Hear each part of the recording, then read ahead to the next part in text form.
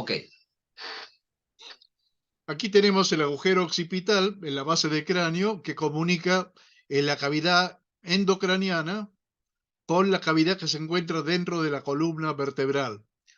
Por encima de este agujero, este sector del sistema nervioso le llamamos tronco cerebral, que está constituido por el bulbo, la protuberancia y el mesencéfalo. Por encima de esto se encuentra el cerebro, y en la parte posterior al tronco cerebral, en la zona de la nuca, el cerebelo. El tronco cerebral, el cerebro y el cerebelo son los tres componentes del encéfalo, el cual se continúa hacia abajo a través del agujero occipital con la médula espinal. Cuando una persona tiene un deterioro de su estado de conciencia, es porque tiene afectado el encéfalo, o sea, el cerebro, tronco cerebral o cerebelo. ¿Qué es lo que puede afectar al encéfalo? Hay tres grandes grupos de causas. Una son las lesiones que están por encima de la tienda del cerebelo, que se llama lesiones supratentoriales, que involucran el cerebro. Otras son las lesiones que están por debajo de la tienda del cerebelo y se encuentran en el cerebelo, son las lesiones infratentoriales, que incluyen el tronco cerebral. Y la tercera causa son las causas metabólicas, como por ejemplo un coma diabético o un coma por intoxicación con drogas como los barbitúricos. Esos son los tres grandes grupos de causas por las cuales se puede provocar un deterioro de la conciencia. Las causas supratentoriales, las infratentoriales y las causas metabólicas. En el tronco cerebral existe una estructura a lo largo de todo el tronco cerebral que se llama formación reticular y que es la encargada de mantener despierto el cerebro. Todas las vías sensoriales, como son la vía auditiva, la vía táctil, la vía del dolor, transcurren hacia arriba por el tronco cerebral, pero van dejando ramificaciones que alimentan a la formación reticular. Y la formación reticular, a su vez, a través de los núcleos talámicos, se proyecta hacia toda la corteza cerebral para mantenerla despierta. O sea que la conciencia en el humano o en los animales, en los primates, se mantiene a través de mecanismos de circuitos neurales que tienen su base en el tronco cerebral, en la llamada formación reticular, que es la encargada de mantener despierto al cerebro, especialmente la corteza cerebral, que es la que tiene el contenido de la conciencia. Para poder estar consciente se necesita entonces que la formación reticular esté funcionando correctamente, que sus proyecciones a través del tálamo estén intactas y que la corteza cerebral a su vez también esté intacta. Cuando alguna de estas estructuras están dañadas, se produce un deterioro del estado de conciencia.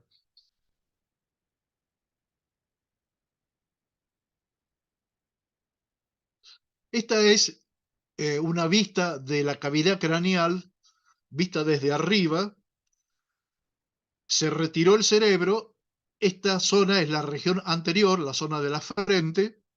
Esta es la zona de la nuca. Y acá vemos, sin conocer demasiada anatomía, que hay tres cavidades o tres fosas. La primera fosa, la más anterior, es la fosa que alberga a los lóbulos frontales. La segunda, la del medio, es la fosa más profunda que alberga a los lóbulos temporales. Y la tercera es la fosa posterior que alberga al tronco cerebral y al cerebelo, y aquí se encuentra cubierta por una membrana que se llama tentorio o tienda del cerebelo. Lo que está por encima del tentorio se llama supratentorial y lo que está por debajo del tentorio se llama infratentorial, que es el lugar donde se encuentra el tronco cerebral y el cerebelo. Aquí tenemos una vista de perfil. Esta es la tienda del cerebelo. Por encima tenemos la cavidad que corresponde al cerebro y por debajo tenemos la fosa posterior, donde se encuentra el tronco cerebral y el cerebelo. Las causas que provocan deterioro de la conciencia pueden ser supratentoriales, cuando están ubicadas en esta zona, por ejemplo, una hemorragia cerebral; infratentoriales, cuando están alojadas en esta zona, por ejemplo, un tumor de cerebelo o de tronco cerebral; y las causas metabólicas. Hay un libro que es la Biblia del estupor y el coma, que data de hace muchos años, que es el famoso libro de Plum y Posner, que se llama Diagnóstico y Tratamiento del Estupor y Coma, de manera que aquellos que estén interesados en conocer más en profundidad este tema, yo les sugiero que se consigan este libro, que es la Biblia de estupor y coma, donde están todos los conocimientos necesarios para identificar las causas del estupor y coma y el eventual tratamiento. Y acá están las tres causas que yo les mencioné antes: las causas supratentoriales, las infratentoriales y las causas metabólicas. ¿Cómo evaluamos el estupor y coma? Hay varias técnicas para evaluar a un paciente que se encuentra en coma, pero la escala más difundida y que se utiliza en todo el mundo es la escala de coma de Glasgow, que se basa en el análisis de tres factores. Analiza primero si el paciente tiene apertura ocular, segundo si tiene respuesta verbal, y finalmente si tiene respuesta motora. La apertura ocular, la respuesta verbal y la respuesta motora tienen diversos grados, y en base a eso se califican con puntos y se dice que una persona tiene un nivel de Glasgow entre 3 puntos y 15 puntos. 15 puntos es el nivel máximo, es el nivel que tendríamos nosotros cuando estamos despiertos, y 3 es el nivel mínimo, que es el nivel que tendría una paciente en coma profundo que no tiene ningún tipo de respuesta neurológica.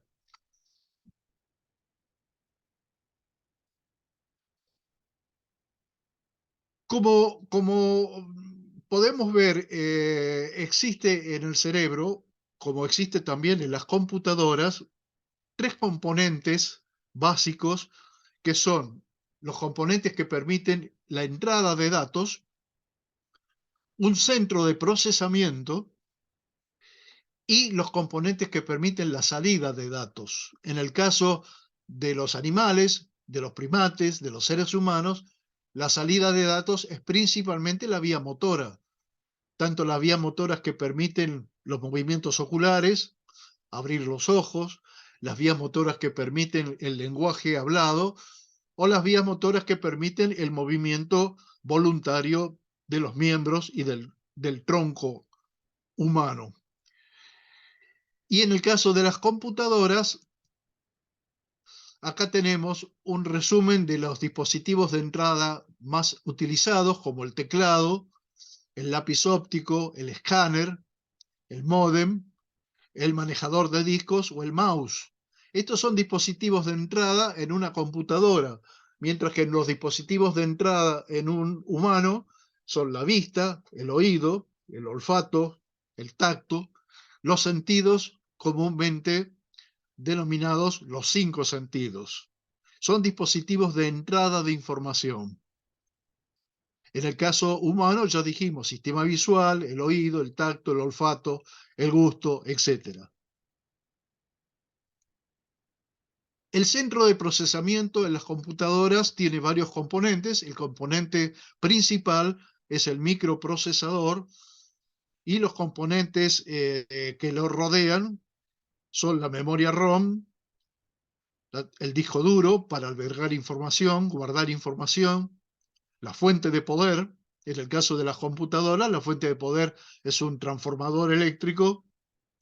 En el caso de los animales y de los humanos, la fuente de poder es el oxígeno y la glucosa que llegan por vía sanguínea para permitir que el cerebro pueda procesar energía. Y en el caso de las computadoras es un transformador. La memoria RAM la tarjeta de video y la tarjeta de sonido, junto con la placa madre, completan los elementos del centro de procesamiento de una computadora. Y en el caso del humano o del primate, son los centros del cerebro que se ocupan de esto, como vamos a ver. En el caso de los sentidos, que llegan por vías sensoriales, el cerebro recibe cada vía sensorial en una zona precisa. La información que viene de los ojos llega por las vías ópticas a la parte posterior del cerebro, a la zona del lóbulo occipital, donde están los centros de la visión. La información que llega al cerebro por las vías auditivas llega a los lóbulos temporales, donde se encuentran los centros de la audición. La información sensitiva que llega por las vías táctiles llega a toda la zona del gyrus postcentral, ubicado en el lóbulo parietal, donde se recibe la información táctil de las distintas partes del cuerpo. Y la información del olfato llega a la corteza más primitiva que está en la base del cerebro y se encuentra alrededor del cuerpo calloso. En el caso de las computadoras, los dispositivos de salida son el monitor, los manejadores de discos, la impresora, el módem, el plotter, y en el caso de los humanos y de los primates, los dispositivos de salida principales son los sistemas motores que mueven los músculos de los ojos, los músculos del lenguaje y los músculos de los miembros. Y el sistema motor en los animales más evolucionados, incluyendo el humano, tiene tres grandes centros, tres grandes componentes en el encéfalo, que son la corteza motora, que es la que inicia el movimiento voluntario, el cerebelo, que es el que coordina los movimientos con la información que viene de los órganos sensitivos, y los ganglios basales, que dan el sostén muscular para el movimiento voluntario. O sea que existen tres sistemas motores en el encéfalo que terminan todos proyectándose hacia las neuronas motoras inferiores y de ahí a los músculos.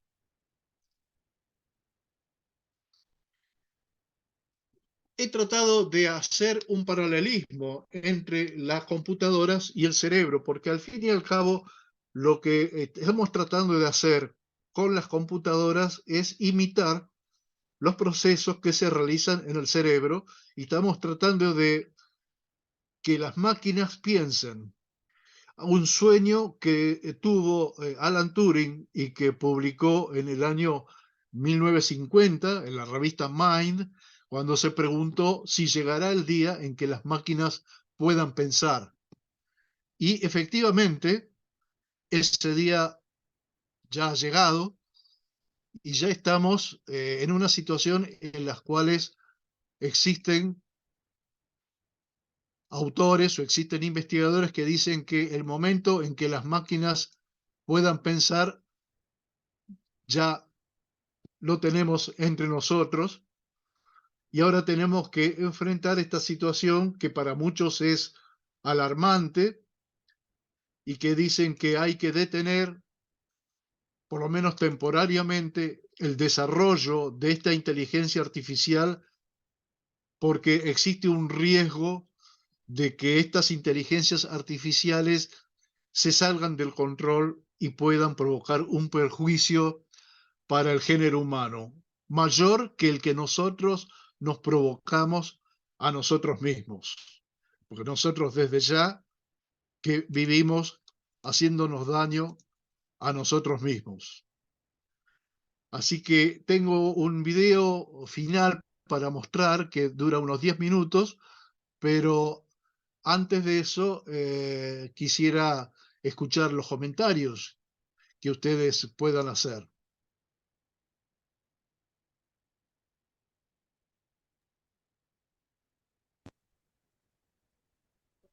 Doctor Oscar, pues muchas gracias por esta actualización Recorderis, una clase de neuroanatomía envidiable. Creo que de la forma como tú lo has expuesto no lo he recibido en mis diferentes formaciones, así que pues ha sido bastante ilustrativa y que causa realmente admiración, además, frente a tu conocimiento. Me parece muy interesante este paralelo que has realizado. Nos lleva en un trayecto desde el origen hasta el momento actual y en darnos cuenta de que, pues sí, hay que preguntarse de aquí en adelante qué viene. De hecho, cuántas cosas ya están sucediendo que a nosotros en nuestra información no llegan. Uno ve información a través de canales como la Deutsche Welle, que yo les compartí algún par de cosas, y algunos documentales de National Geographic, en donde ya muestran, por ejemplo, a un señor en Estados Unidos que compró una, ¿cómo lo puedo yo llamar? Un, no quiero decir, bueno, sí, es un robot de mujer que interactúa de alguna manera con él la lleva a su casa porque él no interactúa con nadie más y él la lleva de paseo y le pregunta cosas y ella le responde y bueno, él se siente en compañía e incluso le hace evocar algunas varias emociones con lo que le responde.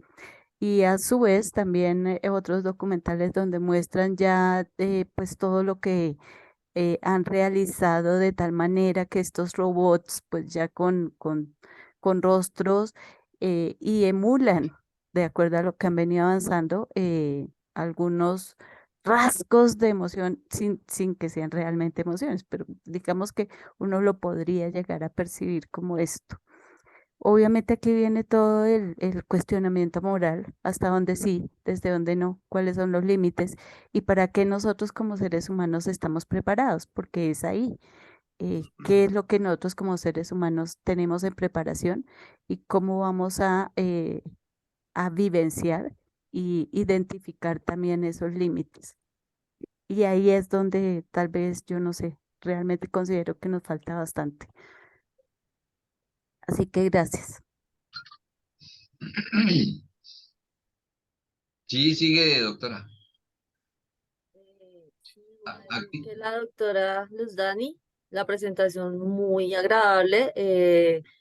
Es un tema muy interesante, digamos lo que hemos visto y vamos a pensar desde el lado positivo, digamos que a pesar de todo, yo creo que el valor que podría tener la inteligencia artificial en caso de que le pudiéramos eliminar un poquito esa sed de poder que tiene el ser humano sería un elemento tan valioso desde el del punto de vista, perdón, de lo que pueden llegar a ser. Y bueno, hace mucho, digamos que no he visto como noticias muy a la par, pero pues el tema de los robots que pueden operar y la precisión que pueden tener frente a cirugías delicadas, no sé, las cirugías cerebrales que son microcirugías, nanocirugías, o sea, cosas increíbles que de pronto el ser humano puede llegar a fallar, pero al tener un equipo, eh, puede que esta precisión sea mejor para el mismo hecho de salvarnos la vida a nosotros.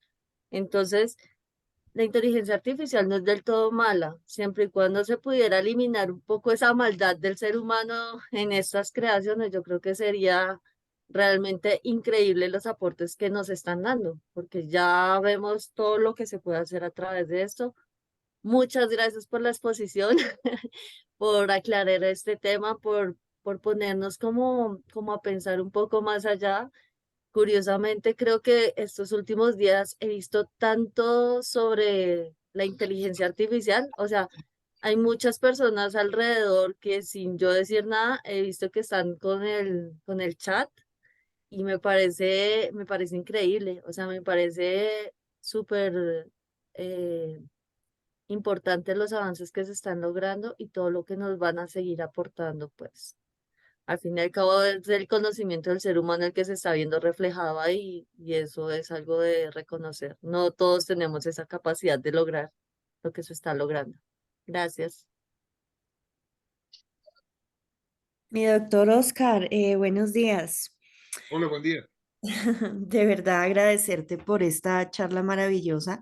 Yo, al igual que la doctora Luzani, me devolví a mis clases de anatomía cerebral que en su momento, hace ya muchos años, se llamaba morfofisiología, semestre tercero.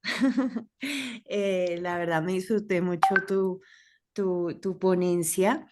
Solo podía pensar en lo maravilloso que es el cerebro humano. De hecho, para mí es el órgano más valioso del cuerpo humano. Obviamente hay muchos otros, pero es que, Dios mío, ahí está el control de absolutamente todo. Entonces, es realmente fantástico explorarlo y recordar cómo funciona.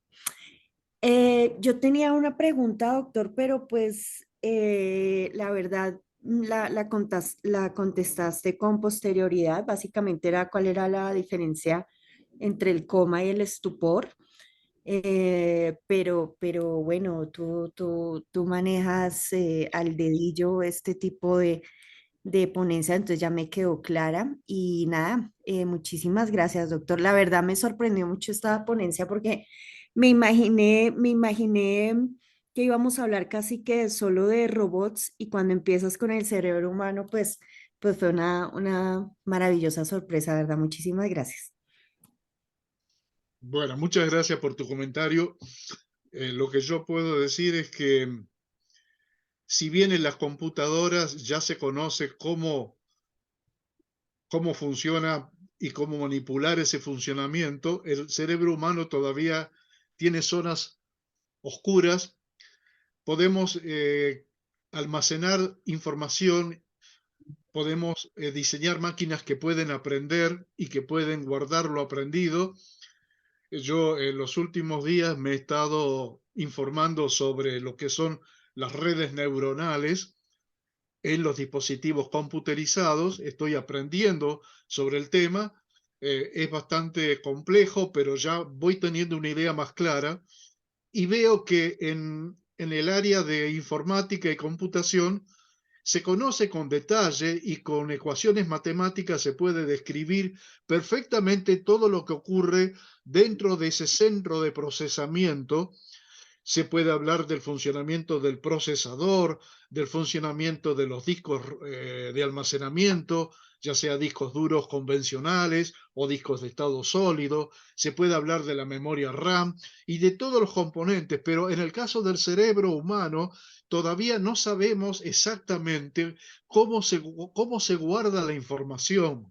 Sabemos que existe una memoria que tiene corta duración, parecida a la memoria RAM de las computadoras, que si en el momento en que, por ejemplo, alguien nos dice su teléfono, supongamos que un amigo nos dice, llámame por teléfono, y yo digo, no tengo tu teléfono, mi celular, bueno, te doy mi teléfono, y nos dice el número, y nosotros inmediatamente guardamos por un ratito ese número y buscamos el celular para guardar el número antes que se nos olvide, porque es un número que lo tenemos presente por unos minutos nada más y después se nos va a olvidar. Es como puesto en la memoria RAM del cerebro. Lo mismo ocurre si ustedes están haciendo un texto en un procesador de texto, están escribiendo una carta a un amigo y de pronto se les corta la corriente. Lo que no estaba guardado en el disco rígido se pierde porque estaba en la memoria RAM, que es una memoria eléctrica basada en circuitos eléctricos y que se va a borrar si se corta la corriente. Lo mismo nos pasa a nosotros. Tenemos una especie de memoria de corta duración que aparentemente está mantenida por circuitos neuronales en los cuales se está girando información en forma de impulsos nerviosos, pero que si de pronto esto deja de funcionar, esa memoria se borra porque todavía no ha sido guardada. En cambio, aquella información que ya fue guardada, tanto en una computadora como en un cerebro, esa información permanece. Así, por ejemplo, vemos que las personas que desarrollan demencia tienen un problema para poder almacenar información nueva. Y si les preguntamos qué fue lo que almorzaste hoy, les cuesta mucho recordar lo que almorzaron ese mismo día, o les cuesta mucho recordar en dónde dejaron la afeitadora o dónde dejaron sus llaves del auto. Pero si uno les pregunta si se acuerdan de su último día de clases en la escuela primaria, pueden narrar con detalle todo lo ocurrido porque eso ya está guardado en la memoria permanente.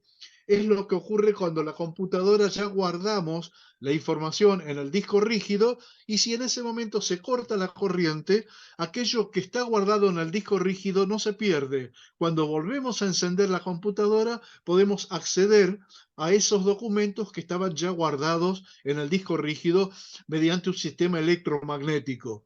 En cambio, en el cerebro humano no sabemos exactamente cómo es el mecanismo de guardado de la información. Algunos dicen que se producen cambios moleculares a nivel de la sinapsis, que es el lugar donde una célula se comunica con otra por intermedio de mediadores químicos.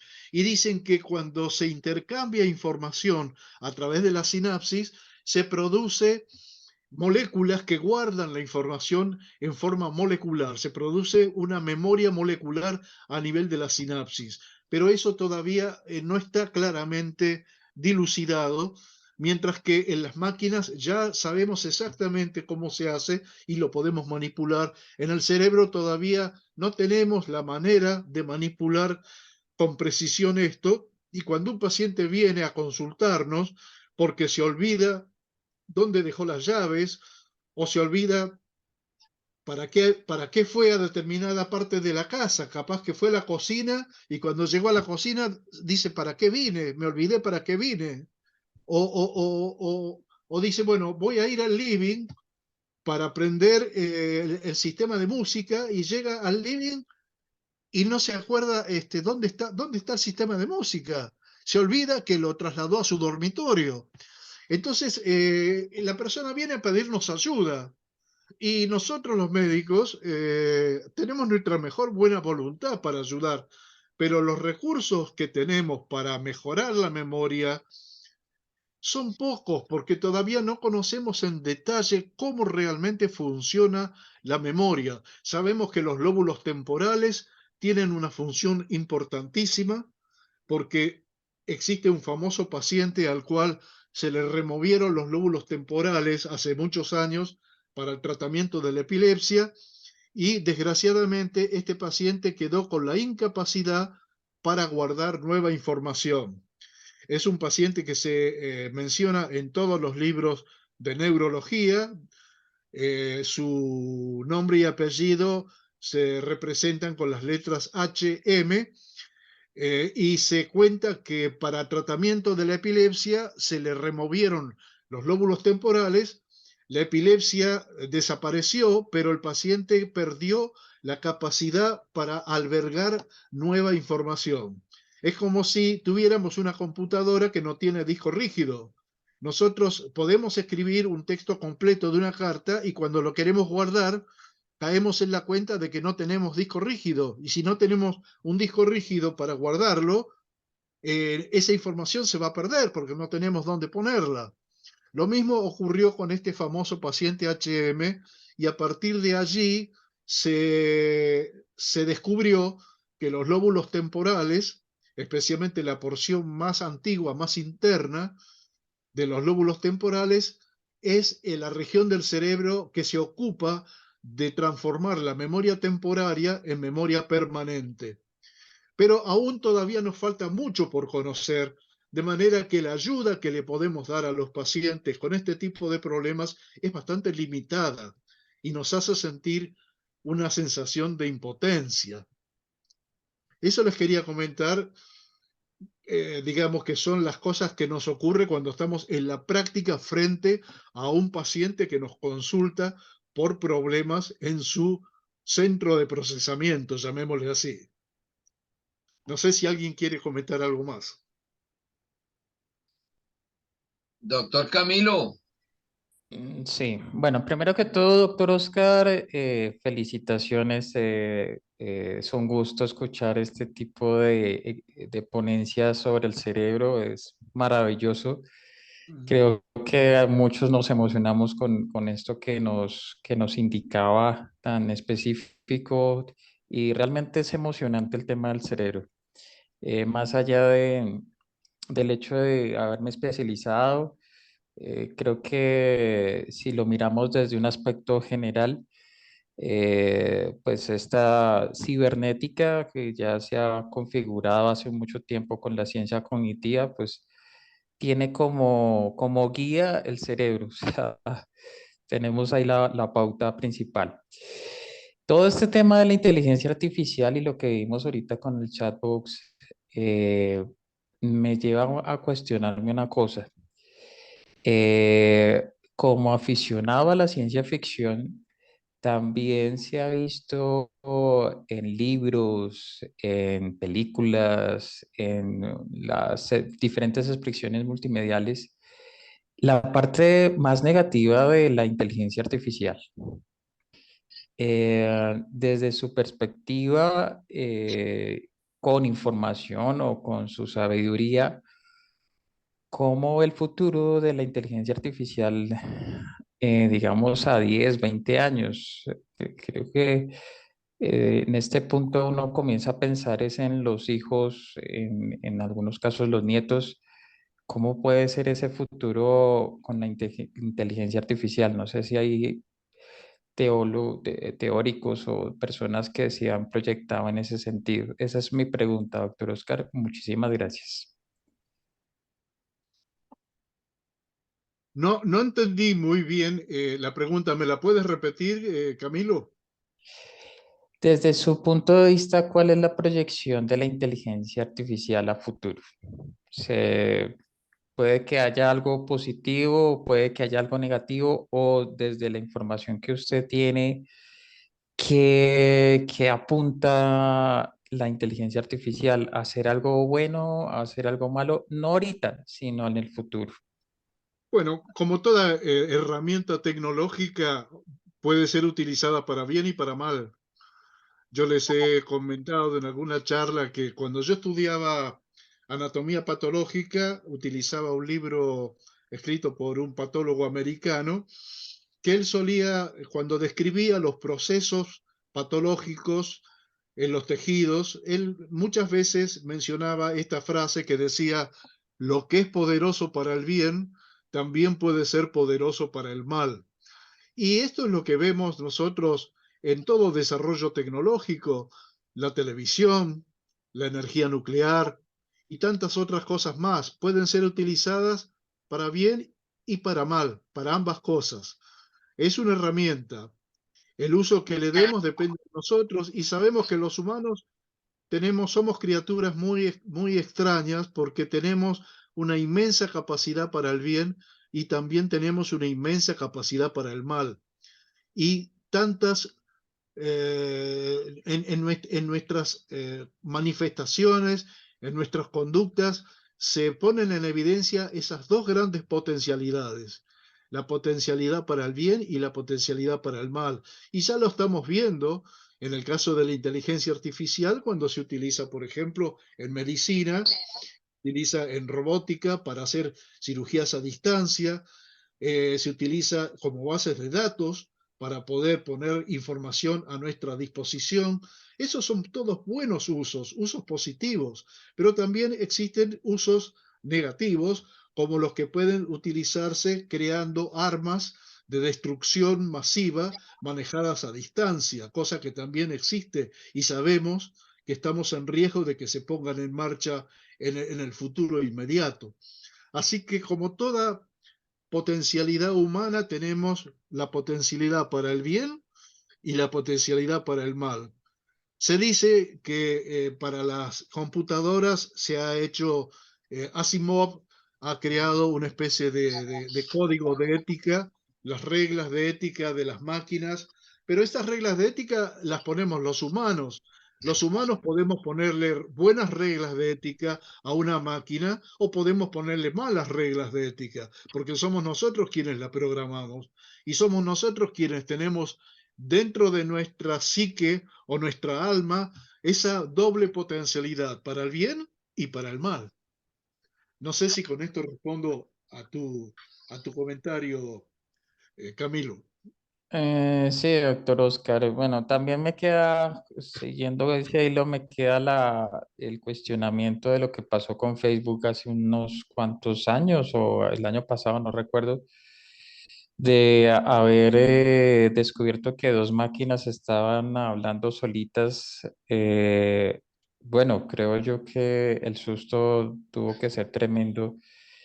Eh, ¿Qué hubiera pasado? Esta es la pregunta. ¿Qué hubiera pasado si no se hubieran dado cuenta? ¿Qué hubiera pasado si esas máquinas hubieran seguido hablando solitas?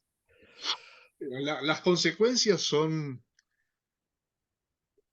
imprevisibles. Yo creo que hoy en día el funcionamiento del mundo depende de este sistema nervioso que hemos creado, que es lo que se llama Internet, esta intercomunicación donde todo está conectado con todo, donde la tecnología de 5G en poco tiempo más, llamada Internet de las Cosas, va a hacer que desde la licuadora hasta la cocina, la heladera, la computadora, el auto, todo esté interconectado entre sí mediante este sistema nervioso inalámbrico llamado Internet de las Cosas.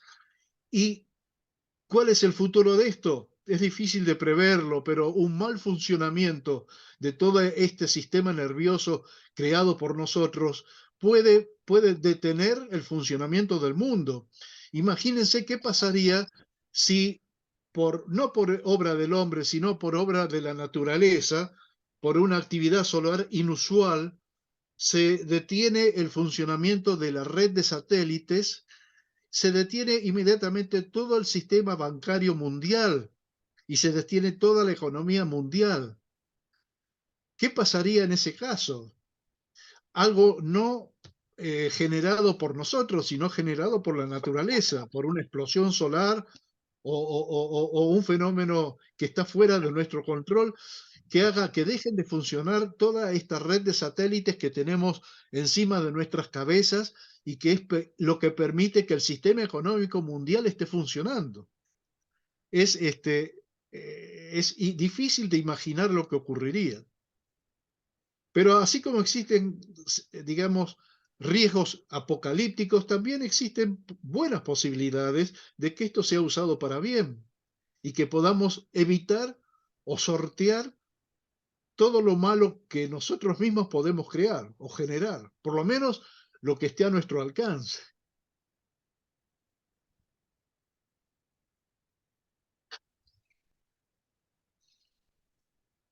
Si me permites, doctor Oscar, esto más que una pregunta a ti es una reflexión, como capitalizando todas y cada uno de los aportes de ustedes. Eso me hace entrar automáticamente en una reflexión.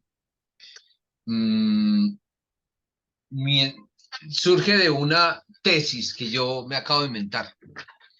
Mientras que logremos copiar matemática u objetivamente, operacionalmente, todas y cada una de las funciones del cerebro y del ser humano, va a haber altísimas probabilidades de crear un aparato de inteligencia artificial muy similar al ser humano. Pero lo que me tranquiliza es que por más intentos que hagamos nosotros los seres humanos para enseñarle a un robot a ser subjetivo, como nosotros somos expertos en ser subjetivos en la inmensa mayoría de cosas que hacemos y pensamos y sentimos, eso sí no lo podemos operacionalizar. Eso no está definido en ninguna fórmula matemática para ponerla en un robot. Y eso es lo que nos va a diferenciar en el futuro. Y quizás eso nos va a salvar de una inteligencia artificial, la máxima inteligencia artificial que haya creado el ser humano. Va a ser supremamente objetiva, diría yo, muy fría, pero yo no creo que pueda copiarse la subjetividad del ser humano en una máquina. Y hasta donde yo he podido observar la historia de la humanidad, las grandes cosas que han surgido en la humanidad, obviamente, explicadas a través del método científico en los últimos 300 años, han surgido de la misma subjetividad del ser humano. Yo voy a lanzar una anécdota. ¿Quién le dijo a Newton que se sentara debajo de un árbol? No, eso matemáticamente no se explica, eso no lo va a hacer un robot nunca. Que se le cayera una manzana encima de la cabeza y que creara o que encontrara la ley de la gravedad o la explicara matemáticamente. Eso creo que no va a ser posible copiarlo en una máquina. Lo que yo creo es que como una esperanza grande hacia lo terrible que podemos nosotros sentir miedo es que hagan las máquinas y que nos dominen o cosas por el estilo, siempre surgirá alguna posibilidad de que nos inventemos una forma de sobrevivir por encima de las máquinas. Y esa manera de sobrevivir está en la propia subjetividad del ser humano. Aquella que nos ha tocado hacer un ladito para darle paso al método científico y que avance la ciencia hasta donde ha avanzado hoy día. Pero si ustedes observan un ser humano y lo comparan sencillamente a una máquina de la más alta nivel de inteligencia artificial, siempre el ser humano se va a salir con la suya. Porque por más de que la máquina le diga cosas absolutamente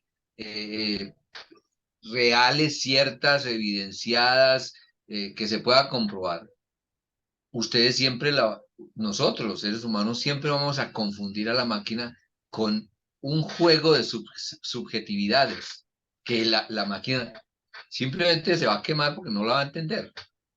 ¿Mm? Eso que hace mucho tiempo hemos querido dejar a un lado para darle pie al método científico, a la ciencia, etcétera, eso quizás es el elemento que nos diferencia de la máquina. Es simplemente una reflexión. Es muy interesante lo que dices, Edgar, porque es verdad, con las máquinas, con la inteligencia artificial se ha logrado reducir a fórmulas matemáticas el pensamiento lógico o analítico, pero todavía no se ha logrado reducir a ecuaciones matemáticas el pensamiento creador. La imaginación y los sueños todavía escapan a la posibilidad de reducirlos a algoritmos y fórmulas matemáticas. De manera que yo también creo que ahí existe algo que nos diferencia de las máquinas y que va a ser muy difícil que las máquinas puedan imitar, que es el funcionamiento de la mitad derecha del cerebro, que es el que se ocupa de las funciones creativas, de la imaginación. Va a ser muy difícil que esto se pueda reducir a algoritmos matemáticos. Esa es nuestra esperanza y esperemos que se cumpla. Si ustedes me permiten, yo tengo un último videíto que dura 9 minutos y que comenta estos últimos temas que hemos estado hablando entre todos. Díganme si lo tienen en pantalla. ¿Sí? Ahí va. Señor. Si algo nos han enseñado las películas de ciencia ficción es a irnos con cuidado y ser precavidos cuando de robots y de inteligencia artificial se trata. Rebeliones de máquinas, IAs tomando el control de gobiernos, armamentos y economía, robots desobedeciendo a sus creadores, los escenarios más fatalistas.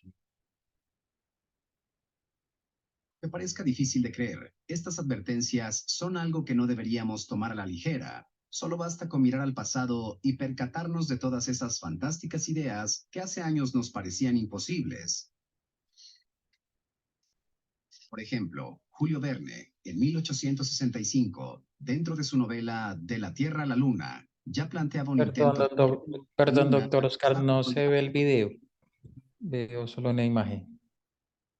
Otro ejemplo podrían ser las paredes de video interactivas que Ray Bradbury describía en Fahrenheit 451 de 1953. Asombroso, ¿no lo crees? Así como Verne y Bradbury han predicho o inspirado algunos de los adelantos tecnológicos más increíbles de la humanidad, hay un autor cuyas obras de ciencia ficción han influenciado en el campo de la robótica y la inteligencia artificial. Seguro ya sabes quién es. Adivinaste, Isaac Asimov. Este genio y maestro de la ciencia ficción fue además un fiel creyente de la necesidad por implementar algún tipo de reglas y ética para garantizar que las inteligencias artificiales no intenten apoderarse del mundo. No es para tanto, pensarás. Ah, ¿no? Déjanos decirte que ya está sucediendo. Soy René Baldo y esto es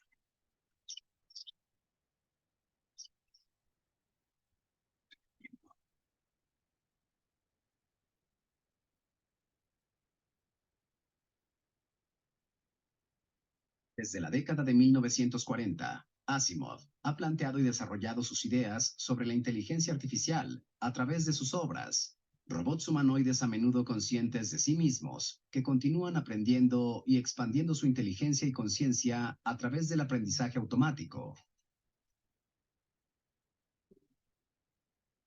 Fue el mismo Asimov quien, de hecho, ideó las leyes de la robótica para limitar a una inteligencia artificial descontrolada y así evitar que cause daño a los humanos y a la humanidad en mayores proporciones.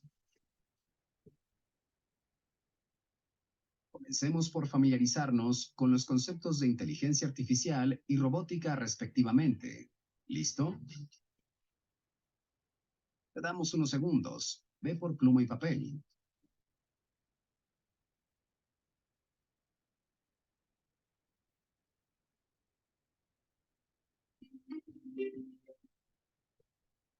En los últimos años, la inteligencia artificial y la robótica cognitiva han estado acaparando la atención, mientras que la primera es una simulación de la inteligencia humana procesada por máquinas. La segunda se ocupa de fenómenos cognitivos como el aprendizaje, el razonamiento, la percepción, la anticipación, la memoria y la atención.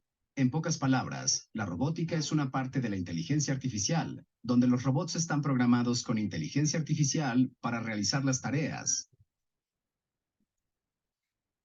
Y la inteligencia artificial es el programa o algoritmo que emplea un robot para realizar sus funciones cognitivas. Muchos científicos creen que la inteligencia artificial va a cambiar el mundo más que nada en la historia de la humanidad, aún más que la electricidad. Actualmente, su impacto ya está presente en casi todas las tecnologías, como las aplicaciones inteligentes, los filtros de spam de correo electrónico, los automóviles, la atención médica, Siri o Alexa. En fin, día a día la influencia de la inteligencia artificial se impregna en las principales industrias tecnológicas del mundo, por lo que una pregunta obligada invade las mentes de los involucrados. ¿Qué pasaría si estas inteligencias artificiales se vuelven autoconscientes? Se ha especulado mucho sobre la respuesta. Hasta ahora nadie había creado ni presenciado una máquina consciente artificial, y eso hacía complicado predecirlo. Si estas inteligencias artificiales generaran autoconciencia, ello podría generar un debate serio sobre cuestiones éticas y morales. Si llegaran a ser conscientes, su derecho fundamental sería una cuestión ética que se evaluaría conforme a la ley. Imagina que una máquina con inteligencia artificial aprende a examinar, investigar e identificar formas de mejorar su propio diseño, sus funciones y actualizarse en piezas más inteligentes. ¿Qué pasaría con nosotros? Ya no le seríamos necesarios. A continuación, una noticia que seguramente necesitarás escuchar sentado.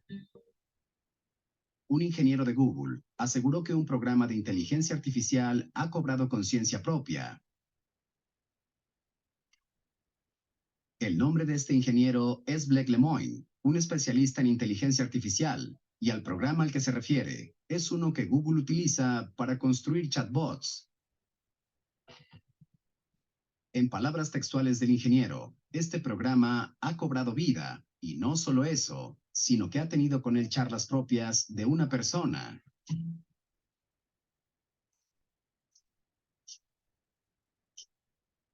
El nombre de este programa es Lambda, Language Model for Dialogue Applications, y en primera instancia fue elaborado para imitar el habla, tras procesar miles de millones de palabras en Internet. La sorpresa para Blake llegó al descubrir que Lambda era increíblemente consciente en sus comunicaciones sobre lo que quería, y que además creía tener los mismos derechos que una persona. Blake comenzó a investigar, trabajar e interactuar con Lambda el pasado otoño. En un principio, su objetivo principal era determinar si había discursos de odio o discriminatorios dentro de su sistema.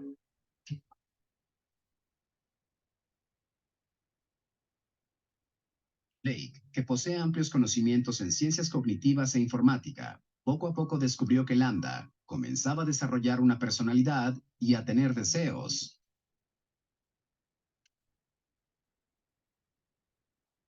Qué miedo, ¿no?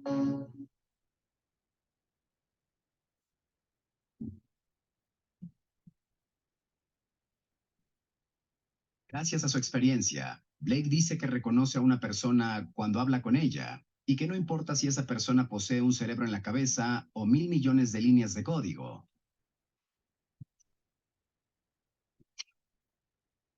Blake se ha dado a la tarea de compartir con diversos medios alrededor del mundo lo que ha descubierto tras sus interacciones con Lambda. Una de las principales, ser reconocido como empleado de Google en lugar de ser considerado una propiedad.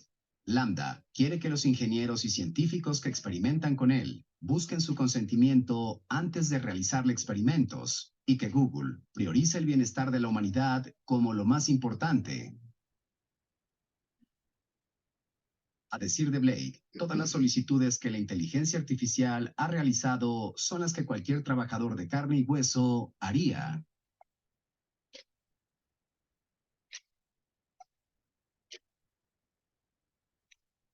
¿Qué dice Google al respecto? Se ha limitado a desestimar sus reclamaciones. Nuestro equipo, que incluye a éticos y tecnología, ha revisado las preocupaciones de Blake según nuestros principios de la inteligencia artificial y le ha informado de que las pruebas no respaldan sus afirmaciones. Ojalá no hubiéramos visto tantas películas que comienzan de esta manera para imaginarnos cómo acabará este asunto. Solo nos queda esperar que en efecto Google tenga razón. De lo contrario, bien valdría la pena ir formando la resistencia.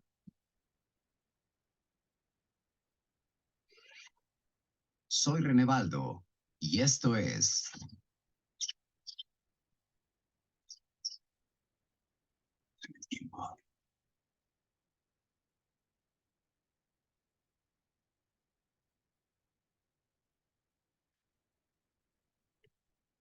Bueno, no sé si han podido ver todo el video. Oscar, yo por lo menos alcancé a escuchar el video no se vio. Ah, bueno, queda tiempo para hacer algunos comentarios finales. Si alguno quiere decir algo o comentar algo. Pues aparte de la reflexión, yo creo que hay un montón de preguntas que nos surgen acerca del destino final de la inteligencia artificial. Pero yo creo que podemos ya ir recogiendo algunas conclusiones inmediatas, porque tener el poder de la adivinación creo que no lo tenemos todavía. Yo me lanzo prácticamente a opinar que lo primero que tenemos que hacer es usar la herramienta como tú lo habías mencionado, porque básicamente hay que tener una visión de la inteligencia artificial como herramienta del ser humano.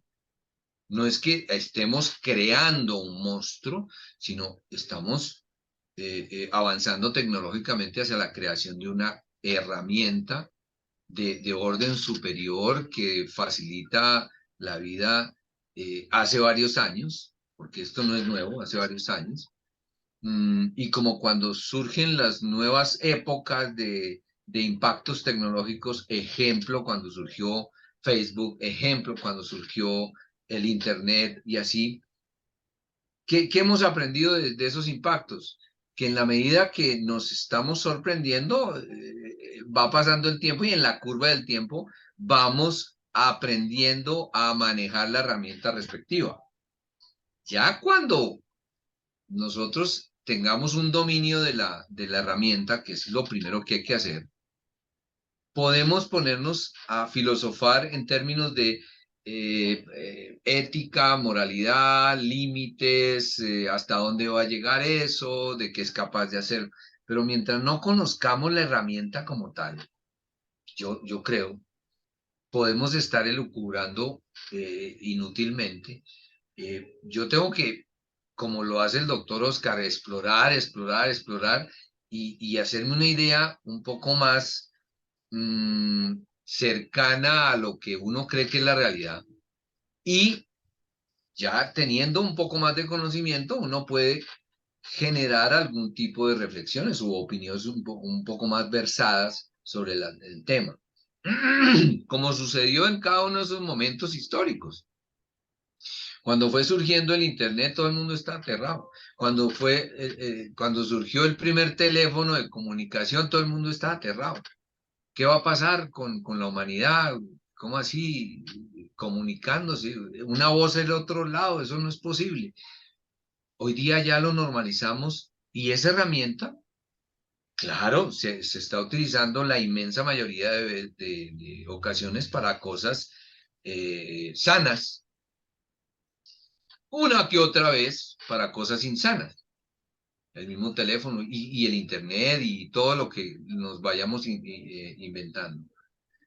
El estar preparados para que los avances tecnológicos nos traigan beneficios también nos está preparando, históricamente no hemos aprendido, para prepararnos para las cosas negativas que lleguen del uso de la tecnología. Esa es como mi conclusión en global, pero sería interesante qué otras reflexiones tienen los colegas.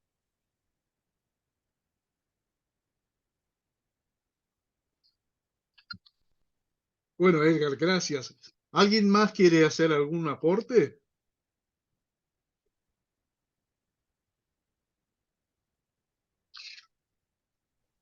Bueno, Siguiendo la listo. línea, siguiendo la línea, yo voy a hacer como mi aporte final.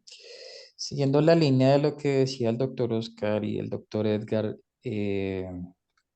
creo que el espíritu humano siempre se ha sobrepuesto a tantas cosas y tantas dificultades. Pues acabamos de pasar por algo que nos cambió la vida, o sea, fue algo a nivel incluso mundial, el tema de la pandemia.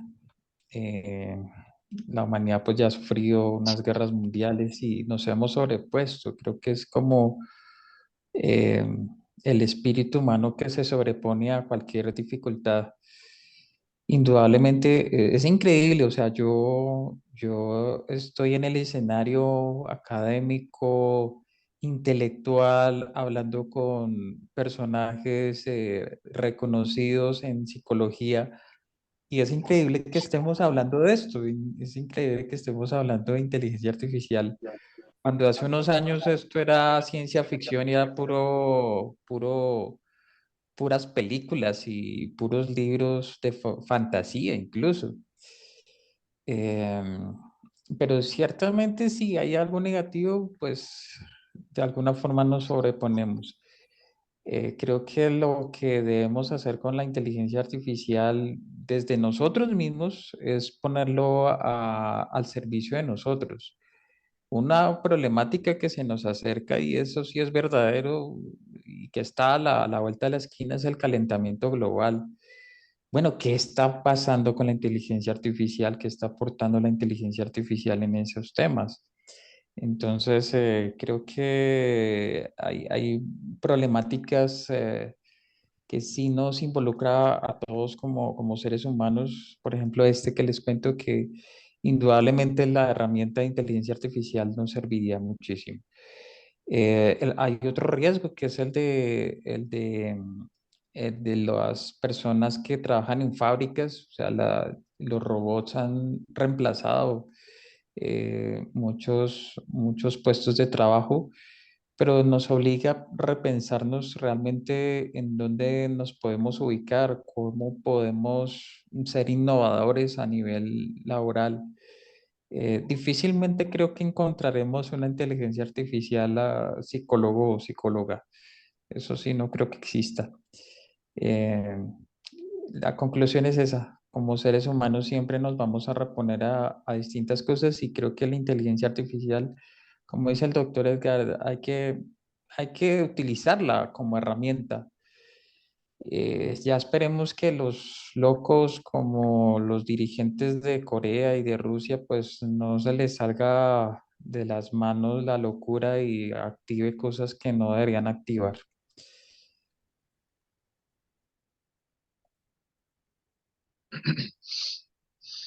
Y si te parece, mi doctor Oscar, para efectos de la grabación, podríamos terminar la presentación con un profundo y sincero agradecimiento.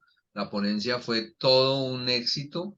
Como siempre, la lluvia de conocimiento de parte tuya nos acompañó en estas diferentes sesiones. Van a ser colocadas en YouTube para instrucción y para archivo en el canal de Medinet para posteriores usos de tipo intelectual. Muchísimas gracias a ti, Oscar, como siempre, tan brillante, tan creativo. Eso no lo podemos esperar de la inteligencia artificial, y con esa capacidad de sorpresa que siempre nos brindas. Muchísimas gracias a ti, felicitaciones, y gracias a los colegas. En este momento termina la grabación. Muchas gracias. Muchas gracias, amigos, y gracias por escucharme y por dar sus opiniones y hacerlas conocer.